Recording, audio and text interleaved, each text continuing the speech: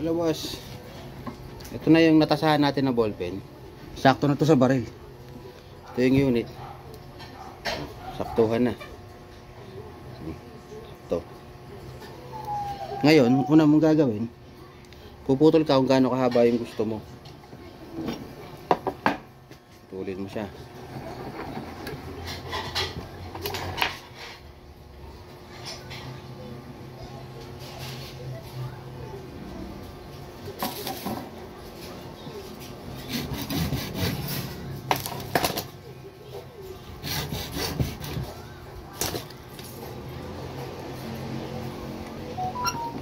Itong rayos, pinutol ko na to 4. Ang itsura ng rayos ko, pambarako. Kita mo mataba rito. Payat dito. So dito lang magpipit yung tanso. Yung iba ang ginagawa, hinahasa to. Tapos, ibinabaon dun sa pinutol mo. Pero merong isa pang option. Maganda rin yung hinahasa para hindi masyadong manipis yung matitira dun sa plastic. Pero pwede rin yung ganito. Buka ng barena. 1/8 to. 1/8 na drill bit. Tapos butasin mo siya kung gaano kalalim yung gusto mo. Dali, nakahammer. Binabawan ko lang dito kadalasan medya. Medya lang yung baon ng barena.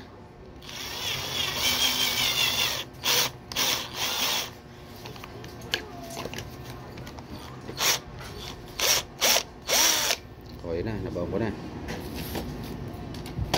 Ito yung tanso, ito yung rayos. Tanso muna, huwag mo muna ilalagay dun sa plastic. Madali lang to. Ito lang, ginawa ko lang bakal. Binutas ko ng binutas ko yun ng 1/8.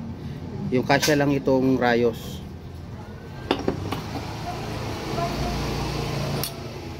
Ito, ang haba nitong tanso, 1. Tatapat ko doon.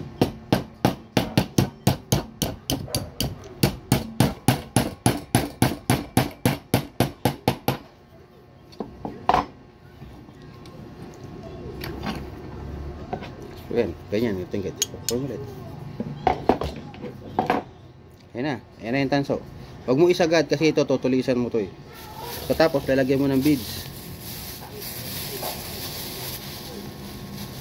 Talasan, 2 beads lang nilalagay ko eh. Ito yung beads. So. Pusok mo lang.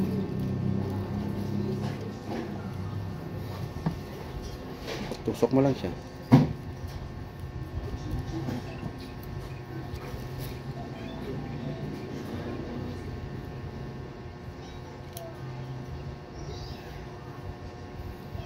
So, pwede mo rin lagyan ng pandikit. Pero kasi, yung tanso, kasukat na ng beads eh. Kaya pag tumama rito, hindi na rin to ganong atras. Tapos, itong rayos, tapos ito. Kaya makapal pa yan natira. Puk mo ulit. 4 speed naman to. Pero mas maganda rin na hasain mo yung rayos na ibabaon mo rito. Pwede rin yun. Tapos initi mong konti. Ayun na, nakakabit na siya. Matibay din yan. Tapos hahasain mo na lang to. Pagka naman halimbawa nilagay mo to, tapos ginanon mo, sumikip, pwede mo siyang tasahan ng nakakabit. Yan na yan pre, oh. Tutulisan na lang. Ayun na. Ibala ka na.